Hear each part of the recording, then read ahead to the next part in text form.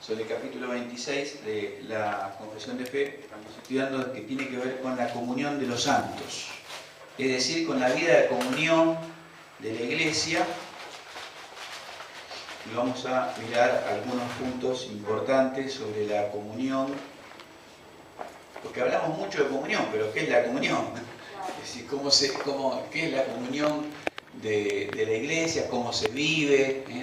¿Cuáles son los límites de la comunión? ¿Hasta dónde llegamos? Vamos a orar. Señor, te bendecimos, gracias te damos, Padre Celestial, en el nombre precioso de tu amado Hijo Jesucristo. Te pedimos en el nombre santo de Jesús que tú perdones todos nuestros pecados y nuestras faltas, que tomes total control absoluto de este lugar, que tu Espíritu Santo, Señor, nos ilumine nuestro entendimiento y grabe en nuestro corazón las enseñanzas de esta mañana, de esta escuela bíblica de adultos. Le pedimos que nos asistas con tu presencia en el nombre santo de tu amado Hijo Jesucristo. Amén y amén. Bueno, vamos a tener nuestras Biblias preparadas, listas allí para estar estudiando. Dice la primera expresión de la confesión de fe: todos los santos, son todos los creyentes que están unidos a el Señor Jesucristo, la cabeza, por su espíritu y por la fe. Hasta acá lo sabemos todo bien. Estamos unidos al Señor Jesucristo por medio de su Espíritu Santo, por la fe. Y tenemos comunión, acá viene la primera frase que vamos a estar mirando: tenemos comunión con Él. Es decir, nuestra primera comunión en este caso tiene que ver con el Señor Jesucristo en la gracia, si quieren anotar, son 3 o 4 palabras: en la gracia, en el sufrimiento, en la muerte, en la resurrección y en la gloria. Sí, entonces nuestra primera comunión, de acuerdo a la confesión de fe, tiene que ver con, y a las Escrituras, tiene que ver con el Señor Jesucristo en sus gracias, en plural, sufrimientos, muerte, resurrección y también gloria. Primera de Juan, capítulo 1, versículo 3. Vamos a estar mirando allí la palabra del Señor. Primera de Juan, capítulo 1, versículo 3.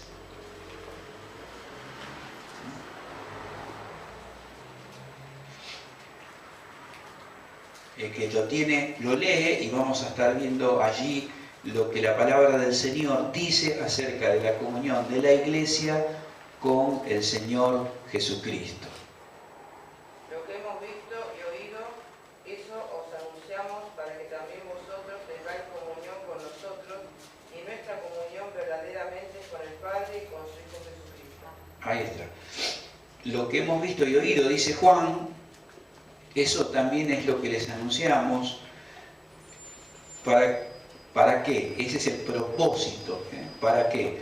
Para que ustedes tengan comunión con nosotros, que son, en este caso, los apóstoles, y nuestra comunión verdaderamente, dice, es con el Padre y con su Hijo Jesucristo.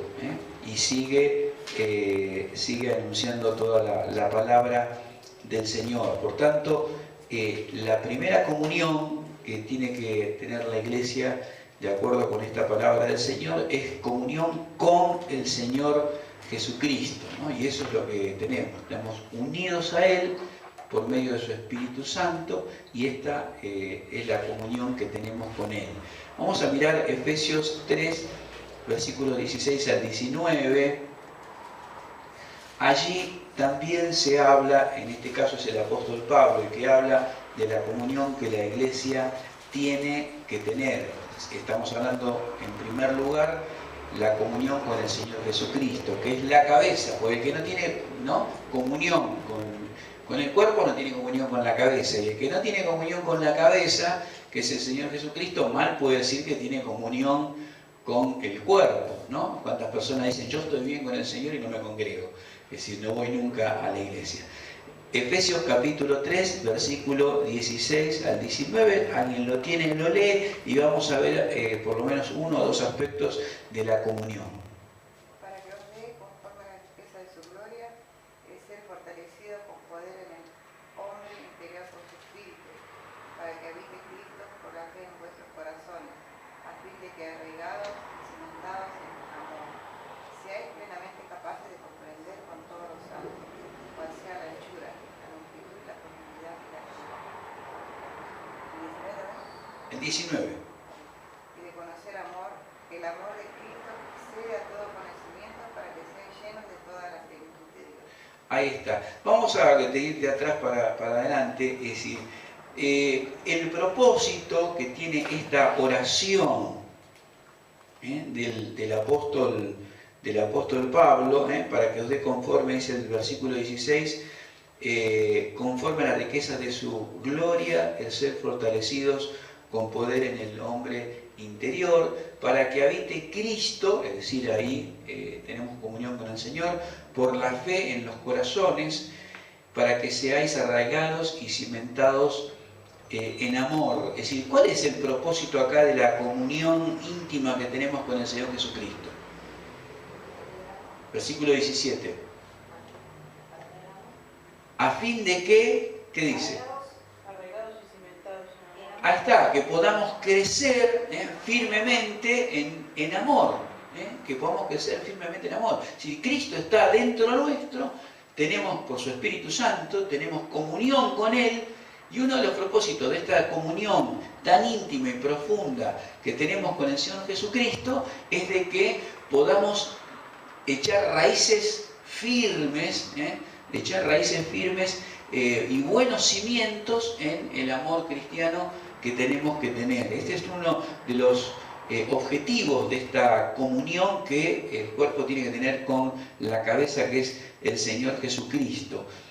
Segundo, versículos 18 y 19. A ver, a otro que lea estos dos versículos nada más. Seáis plenamente capaces de comprender con todos los santos cuál sea la anchura, la longitud, la profundidad y la altura, y de conocer el amor de Cristo, que excede a todo conocimiento, para que seáis llenos de toda la plenitud de Dios. Bueno, aquí otra vez nos habla de otro objetivo, o podemos hablar del mismo, pero ampliado, que tiene la comunión, que tiene que tener la comunión con el Señor Jesucristo. Que seamos plenamente, ¿qué cosa? Capaces de comprender con todos los santos, y allí utiliza una serie de expresiones: anchura, longitud, profundidad, altura, es decir, la totalidad, ¿no? Es decir, que seamos capaces de comprender cuán amplia, profunda, extensa, etcétera, es qué cosa. El amor de Cristo, y que podamos conocer, por eso dice el versículo 19, y de conocer el amor de Cristo que excede, ¿qué cosa?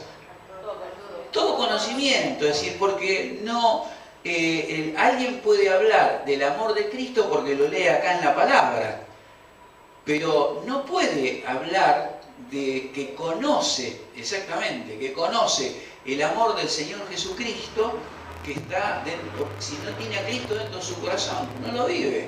Si no sabe lo que no ha podido experimentar nunca realmente el amor de Cristo por Él, en su corazón, en su intimidad, que se va a dar en una diversidad de situaciones en donde uno puede decir: no, realmente yo conozco el amor del Señor Jesucristo, tengo comunión con Él, Él habita en mi corazón, y ha habido una serie de circunstancias en donde yo he podido comprender esto y conocer profundamente el amor de Jesucristo. ¿Por qué? Porque estoy en comunión con Él. Por eso el apóstol Pablo hace esta oración, ¿no? Para que Él esté conforme a las riquezas de su gloria. También un tercer objetivo que tenemos acá, lo dejé para el final, por eso dijimos vamos de atrás para adelante. Alguien que lea el versículo 16. Para que os dé conforme a las riquezas de su gloria, el ser fortalecidos con poder en el hombre interior por su Espíritu. Ahí está, el Espíritu Santo es el Espíritu de quién también. Es el Espíritu de Cristo, ¿no? Ahora, ¿cuál es el objetivo acá de la comunión con el Señor Jesucristo? Ser fortalecidos. Ser fortalecidos Con el poder. con poder. ser fortalecidos con poder en el hombre interior por su espíritu. Tanto que se pide a veces, tenemos que orar para que tenga fortaleza, para el fortalecimiento espiritual, y es verdad, es correcto.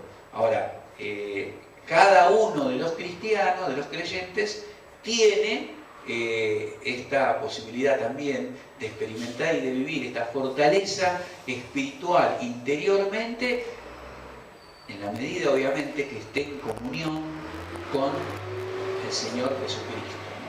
Entonces, esta comunión con Él la tenemos porque Él vive en nuestro corazón, Él habita nuestro corazón. Y en ese habitar de Jesucristo en nuestro corazón, nosotros tenemos comunión con Él.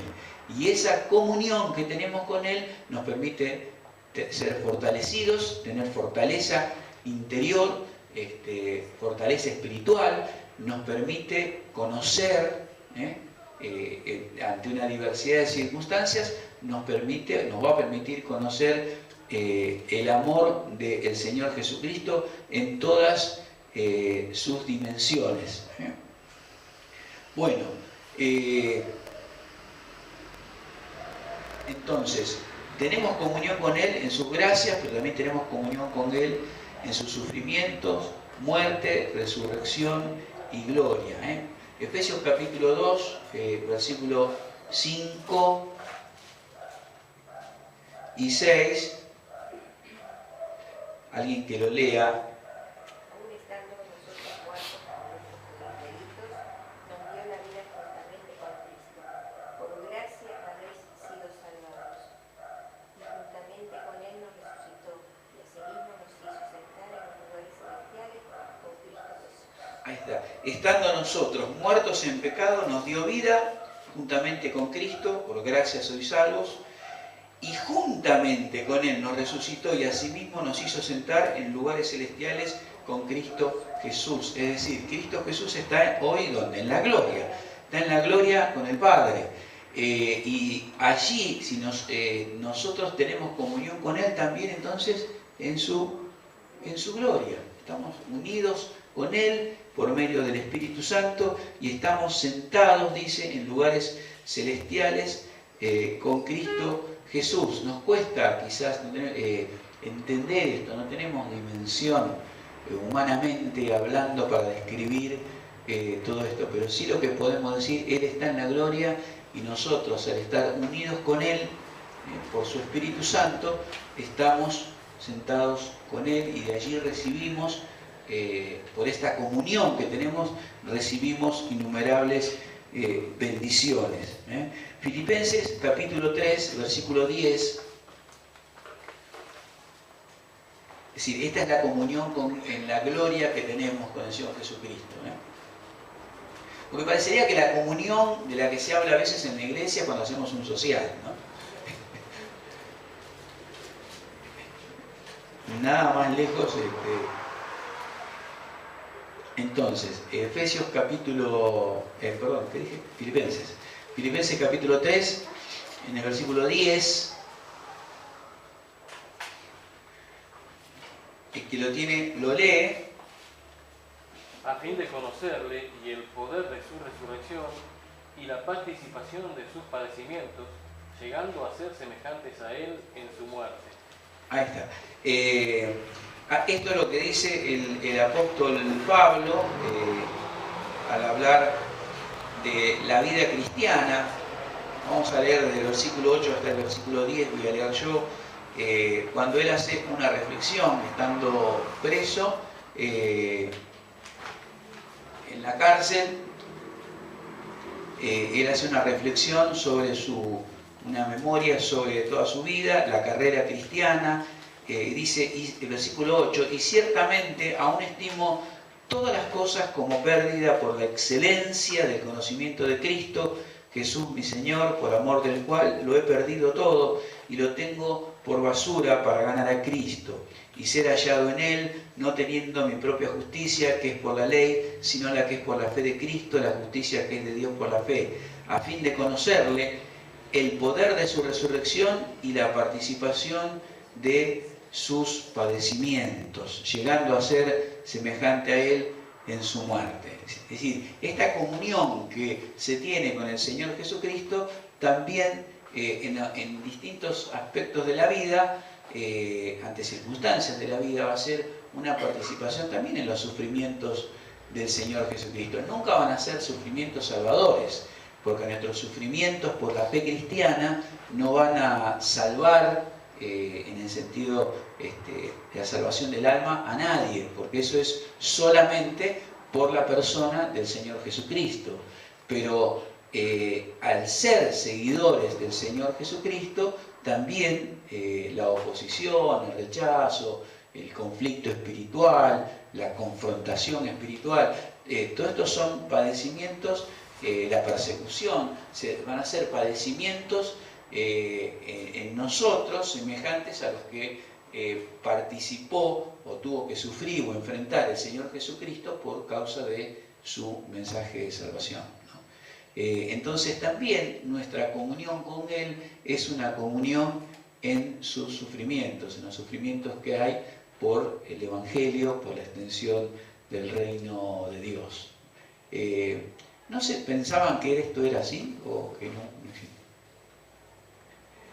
No, seamos sinceros, pensamos que no, que a veces que tendríamos que participar, aunque de hecho lo sé, pasamos por esto, queramos o no. Lo que pasa es que a veces uno no tiene, no toma conciencia de que estamos pasando por, o siendo partícipes de los mismos padecimientos del Señor Jesucristo por la fe, ¿no?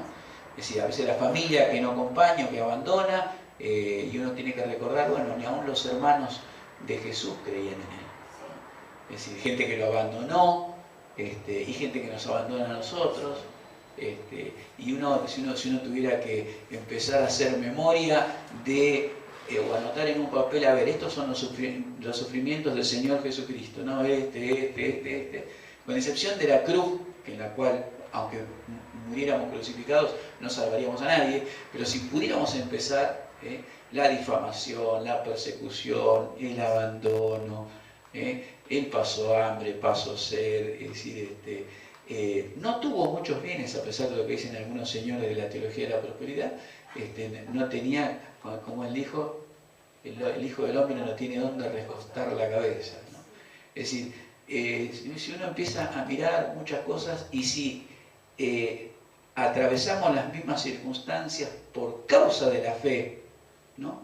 Estamos siendo partícipes de los sufrimientos del Señor Jesucristo, ¿no?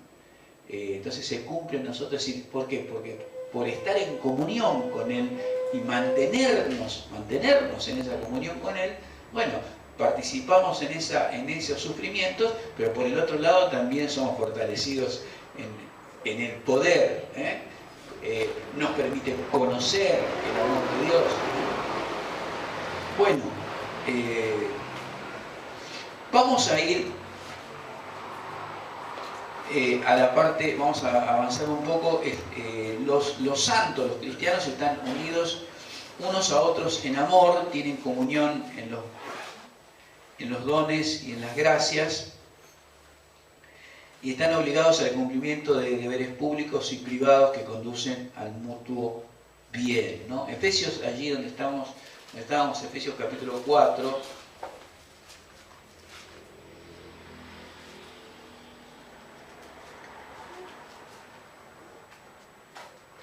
versículos 15 y 16, como decíamos recién, los santos, unidos en amor, tienen comunión en sus mutuos dones y gracias. Es decir, los santos unidos como cuerpo, como iglesia, tienen comunión los unos con los otros, pero ¿en qué? ¿A qué se ve? ¿A qué le llamamos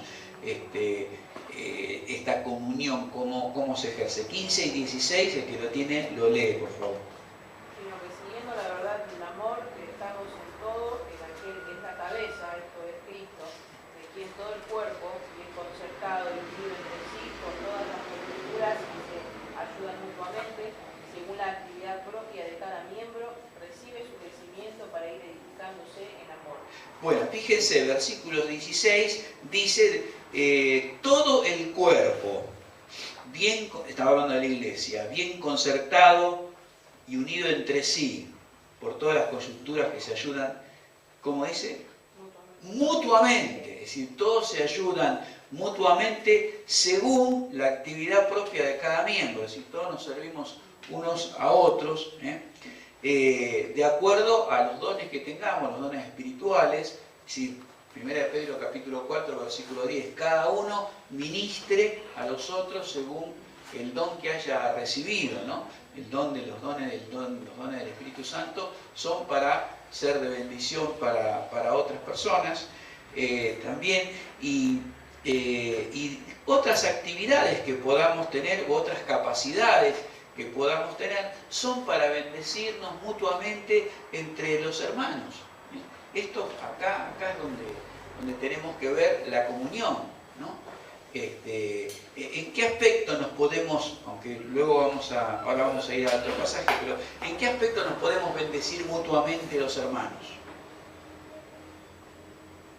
Orando los unos por los otros. Orando, hay personas que tienen, es decir, no es solamente una oración cortita, y nada más, sino quizás ante un problema determinado de una hermana, o de un hermano, o de una familia, alguien realmente dedica a orar, y a orar, y a orar, y a orar, y a orar por esa hermana, o ese hermano, o ese familiar de ese hermano, o quien sea, para que realmente reciba esa bendición.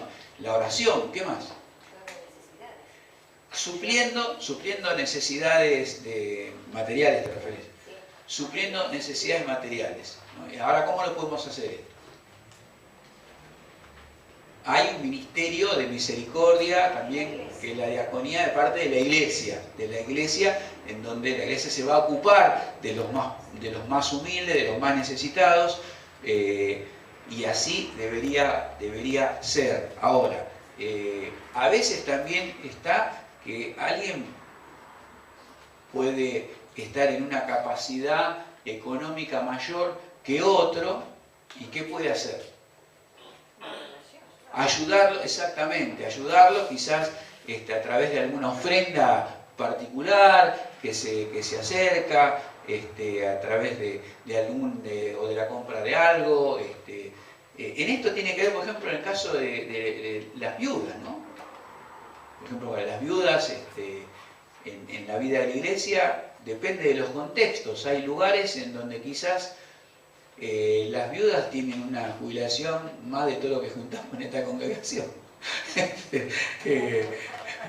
Y gloria a Dios por eso. Pero, es decir, a lo mejor una viuda norteamericana tiene una pensión que supera ampliamente a lo mejor una congregación media de los ingresos de una congregación pequeñita en el África o en un país de tercer mundo. Cuando uno entra a internet y mira los lugares, 4 palos y 2 chapas, ese es el techo. ¿Cuánto pueden juntar? Entonces, pero bueno, en otros lados no es así, es otro contexto. Entonces, una viuda cobra mucho menos, y ahí es donde la iglesia tiene que estar presente en la comunión en Cristo como una hermana en el Señor, de ayudarle con los ingresos también de la iglesia, ¿no? Ustedes saben que al hablar de la ayuda mutua y más oficial de la iglesia, durante bastante tiempo, en los primeros siglos, los ingresos de la iglesia se dividían en 4 partes.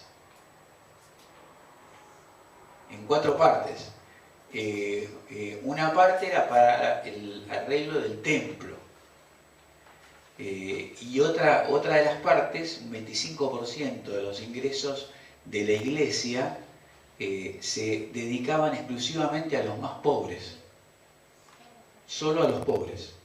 El 25% de los ingresos de la iglesia durante siglos estaba consagrado y destinado a los pobres, a los hermanos más humildes, para asistirlos en sus necesidades. ¿Qué pasaría, les parece a ustedes, si esto se aplicara hoy en las iglesias multitudinarias? Donde hay asistencias de 8.000, 9.000 personas. No sé si esas iglesias que Buena reflexión. Dedicarían el 25% a los pobres. Y no sé si dedicarían el 25% a los pobres. Porque construir un colegio en Belgrano no es para los pobres. Entonces, bueno, pero esto es lo que dice las Escrituras, que la Iglesia debe como cuerpo, cuidarse mutuamente y asistirse de acuerdo. Bueno, hoy creo que vamos a tener un día muy particular.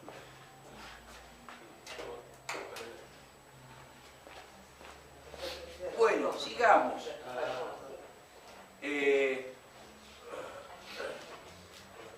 Entonces, la Iglesia se va, tiene comunión los unos con los otros en los mutuos dones y las gracias, y de alguna manera están obligados a cumplir tales deberes.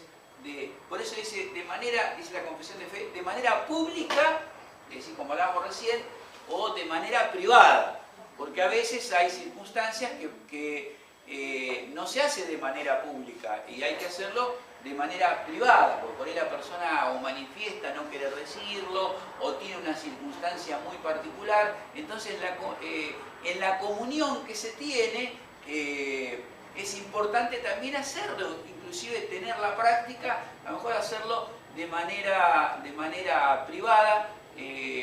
Es absolutamente válido. Entonces, de manera pública o de manera privada, en la comunión tenemos que tener los unos con los otros, ¿no?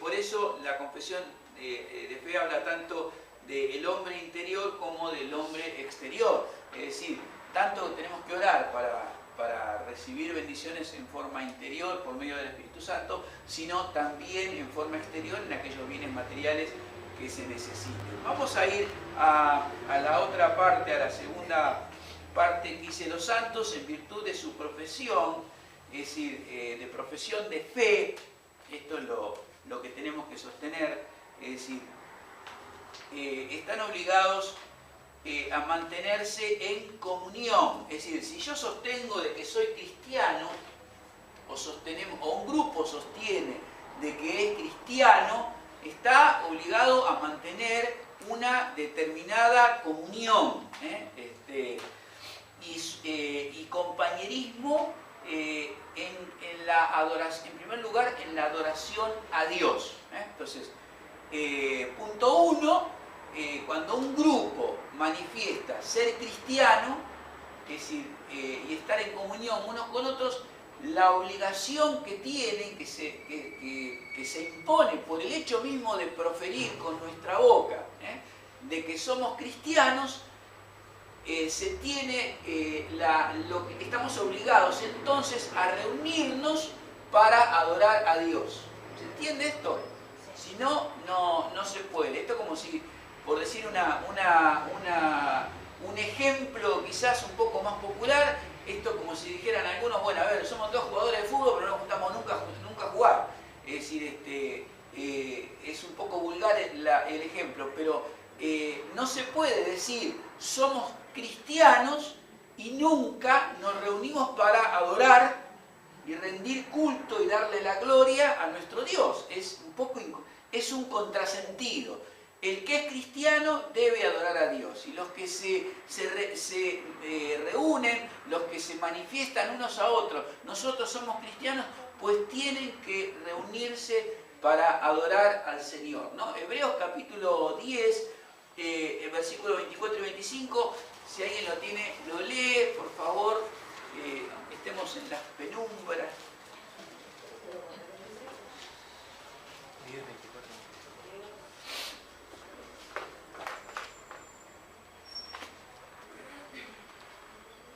Considerémonos unos a otros para estimularnos al amor y a las buenas obras, no dejando de congregarnos como algunos tienen por costumbre, sino exhortándonos, y tanto más cuanto veis que aquel día se acerca. Ahí está. Entonces, buenas obras, exhortación mutua en la espera de la segunda venida del Señor Jesucristo, y no dejando de congregarnos,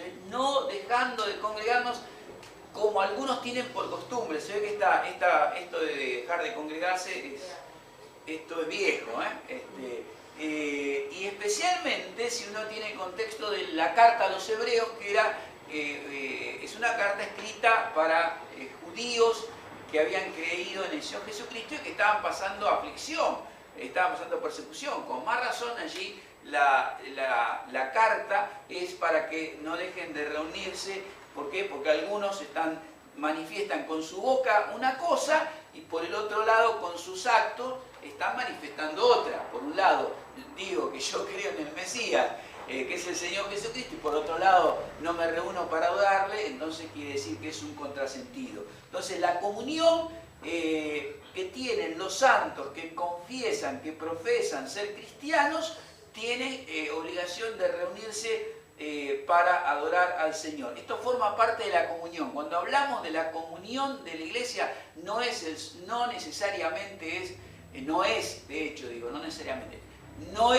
tiene que ver con el social, no tiene que ver con que nos reunimos a tomar el té, las damas se reúnen a tomar. Está bien, bueno, se pueden reunir a tomar el té, no hay problema. Eso es algo extra si quieren, o a comer algún día, eso formó parte de la práctica de la iglesia, pero la adoración al Señor como acto de comunión de los cristianos del cuerpo del Señor Jesucristo es una de las primeras funciones que tiene la comunión de los unos con los otros. Segundo, entonces hablamos de la adoración a Dios. Segundo, realizar los servicios espirituales que promueven la edificación mutua, ¿no? Hechos capítulo 2, versículos 42 y 46. La edificación mutua también tiene que ver con la comunión de los unos con los otros en la iglesia del Señor Jesucristo. Hechos capítulo 2, versículo 42.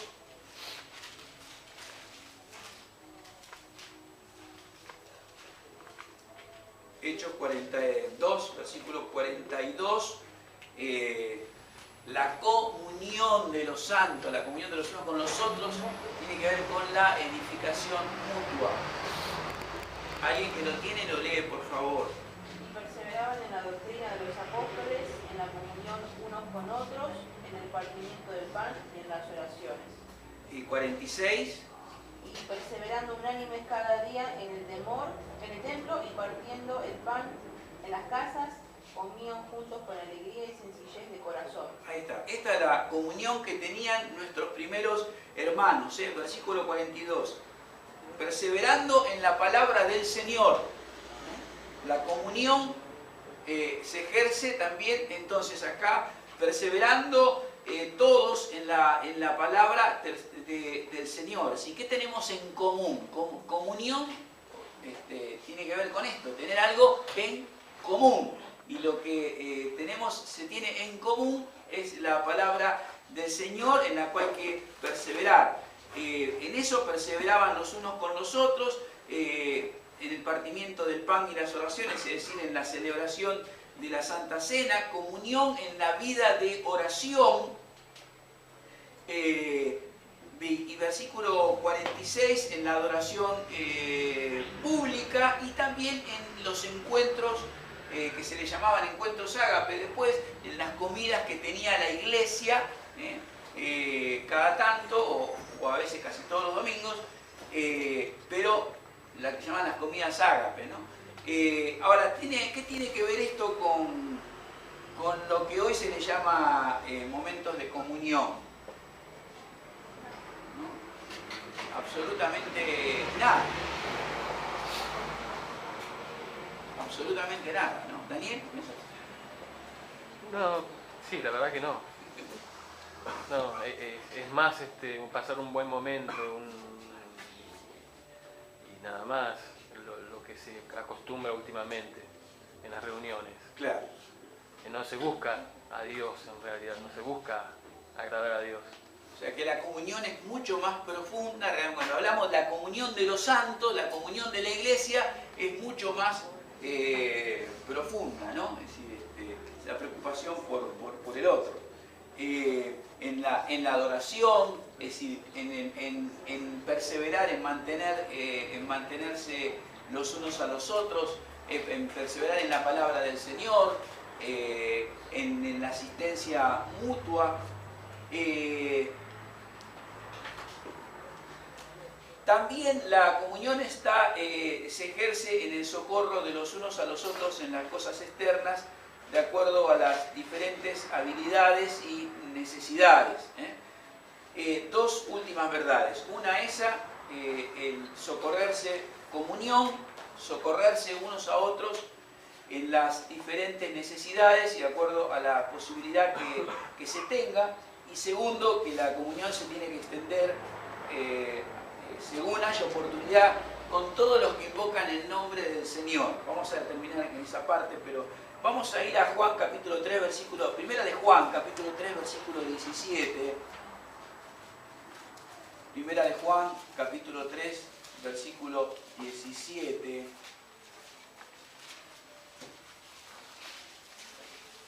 Lo tiene, lo lee. El que tiene bienes de este mundo y ve a su hermano tener necesidad y cierra contra él su corazón, ¿cómo mora el amor de Dios en él? Ahí está. Bueno, allí tenemos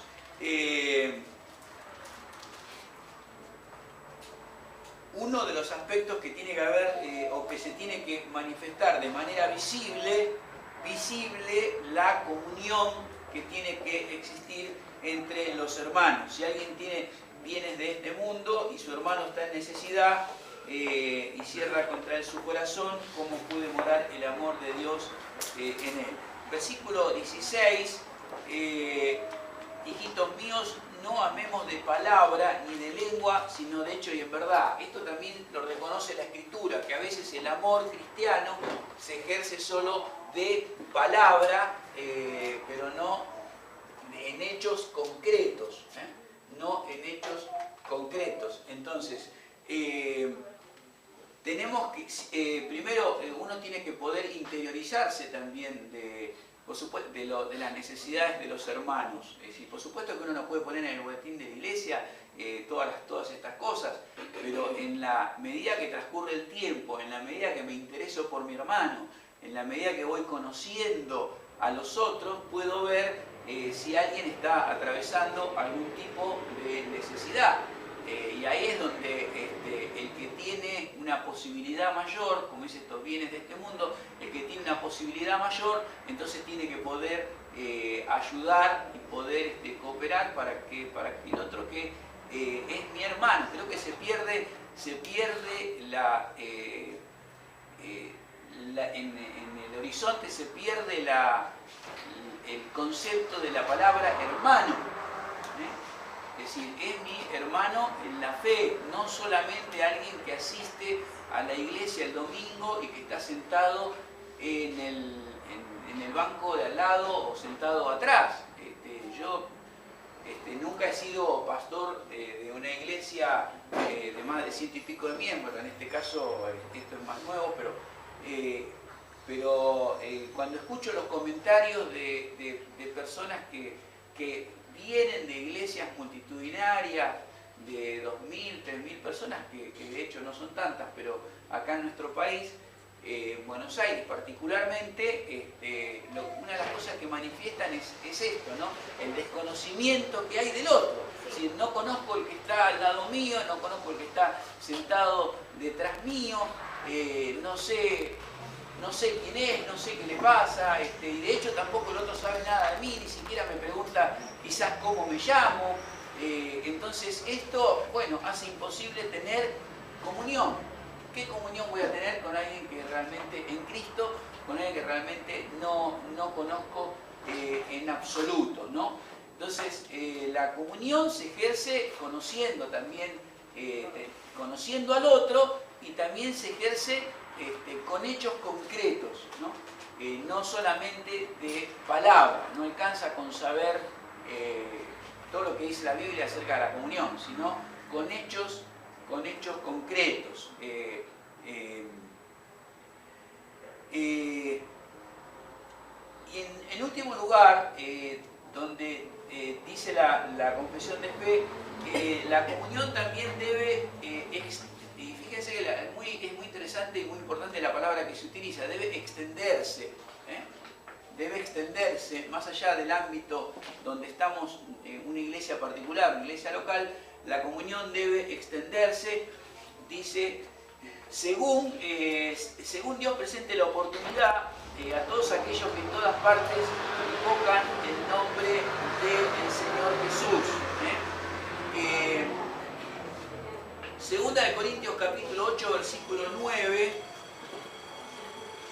Segunda de Corintios 8.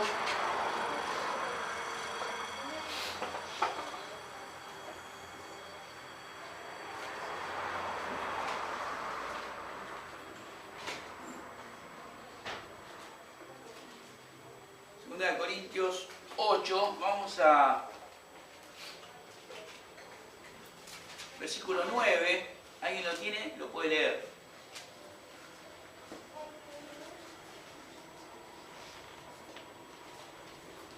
Porque ya conocéis la gracia de nuestro Señor Jesucristo, que por amor a vosotros se hizo pobre, siendo rico, para que vosotros con su grandeza fuereis enriquecidos. Ahí está. El hecho de ejercer, de ayudar a otros en otros lugares, eso manifiesta también una grandeza de parte de nosotros. Fíjense, al mismo en el capítulo 8, versículos 1 hasta el versículo 4, quizás creo que lo vamos a leer hoy, pero no importa, vamos a leerlo aquí. Dice: asimismo, hermanos, os hacemos saber la gracia de Dios que ha sido dada a la iglesia de Macedonia, que en gran prueba de tribulación, la abundancia de su gozo y su profunda pobreza, fíjense, profunda pobreza, han dado conforme a sus fuerzas y aún más allá de sus fuerzas, pidiéndonos con muchos ruegos que les concediésemos el privilegio de participar en este servicio para los santos. Está hablando allí acerca de la ofrenda que ellos estaban reuniendo. Y en Primera de Corintios, y con esto terminamos, Primera de Corintios capítulo 1, versículo 2, también Pablo le escribe a ellos. Primera de Corintios capítulo 1, versículo 2, alguien lo tiene, lo lee. Ahí Pablo va a estar hablando de la comunión que debe, como dice la confesión de fe, debe extenderse más allá del marco de la iglesia local, de la iglesia particular, que debe de ir más allá, porque tenemos, la familia del Señor es más grande que nosotros, y hay hermanos nuestros en otros lugares, esto es lo que está diciendo Pablo también, que pueden estar en necesidad también. Versículo 2, alguien que lo lea, por favor. A la iglesia de Dios que está en Corinto, a los santificados en Cristo Jesús, llamados a ser santos con todos los que en cualquier lugar invocan el nombre de nuestro Señor Jesucristo, Señor de ellos y nuestro. Exactamente, es decir, fíjense, allí dice los que en cualquier lugar invocan el nombre de nuestro Señor Jesucristo, Señor de ellos y Señor nuestro, son nuestros hermanos. Es decir, ya sea en la montaña del Tíbet o en el África, como hemos conocido, o entre los mocovíes, aquí entre nosotros, o en una villa de emergencia en nuestra ciudad urbana. Si hay hermanos nuestros allí, pues tenemos que trabajar y tenemos que, en la medida que se pueda, es decir, según las posibilidades, uno tiene que poder tener comunión con ellos, sea de conocimiento, sea en las oraciones, o también sea por medio de la ayuda económica. Así que realmente ahora esto es imposible hacer si uno no los conoce. Es decir, acá, y miren, por más pequeña que sea una congregación, siempre algo se puede hacer, ¿no? Cuando uno mira fotos de hace unos años de la congregación, recordemos cuando como iglesia, aún cuando nosotros no teníamos mucho de lo que tenemos todavía acá, pudimos poner el techo para el templo de los mocovíes, ¿no? O sea, ¿se acuerdan de esto? Es decir, la iglesia de los mocovíes en Santa Fe, en Dolores, si no sabe lo que son los mocovíes, son aborígenes de nuestro país, indios, como se les llama. De hecho, gente que tiene, la comunidad allí tiene cerca de 700 habitantes, y uno de los problemas mayores que tenían era el alcoholismo, y en segundo lugar el alfabetismo, el analfabetismo, y en tercero el problema del incesto. El incesto, si se casaban entre ellos, y esto hacía, yo he visto fotos cuando estuvimos allí con mi hijo mayor, con Fernando, las fotos que hemos visto allá realmente era bastante terrible ver el estado físico de muchos de ellos, ya producto de generaciones y generaciones de estar casándose entre ellos. Bueno, allí había un pastor guaraní, evangélico, de raza guaraní. Él estaba haciendo una importante tarea y de gran testimonio. También allí había problemas de inmoralidad muy grandes. Pero bueno, uno de los problemas que había allí era que le faltaba el techo, y bueno, nosotros nos enteramos y pudimos contribuir como iglesia a poner el techo de la iglesia. Es decir, entonces a esto se le llama realmente comunión. Y una de las cosas que me ha quedado una gran carga a mí, creo que la hago extensible a la iglesia, que un día quizás lo podamos hacer, es cuando uno ve las fotos de África. Cuando yo iba todas las noches a la reunión de oración, a la mañana era el seminario para los pastores, pero a la noche parábamos en la ruta y nos metíamos en la selva, y era total oscuridad, ¿no? Las fotos se pueden ver, las velas, no es porque éramos católicos, sino que las velas es porque no había luz. Y cuando yo empecé a preguntar, a interiorizarme, es decir, realmente lamenté, y hasta me dio un poco de fastidio que no me hubieran comunicado, porque no era tanto, al cambio, no era tanto lo que costaba colocar un cable que fuera desde donde estaba el templo, que el templo era tierra, todo tierra y chapa, hasta la ruta. Serían unas 500 metros, quizás 600 metros, pero desde el interior de la selva hasta donde pasaba una ruta con un cable, se podía haber hecho, no era tanto. No tuvimos la información y no lo pudimos hacer. Pero digo, hay muchas cosas que cuando hablamos de la comunión con los que en otros lugares confiesan el nombre del Señor Jesucristo, podemos hacer. Entonces, cuando hablamos de comunión, no tiene nada que ver con tomar un tecito el martes a las 3 de la tarde, como se suele decir, sino comprometernos con la familia del Señor Jesucristo que está en otros lugares del mundo, o metidos aquí en la ciudad, o dentro del país, que necesitan del Señor. Esto es lo que es la comunión de los santos. Amén. Amén.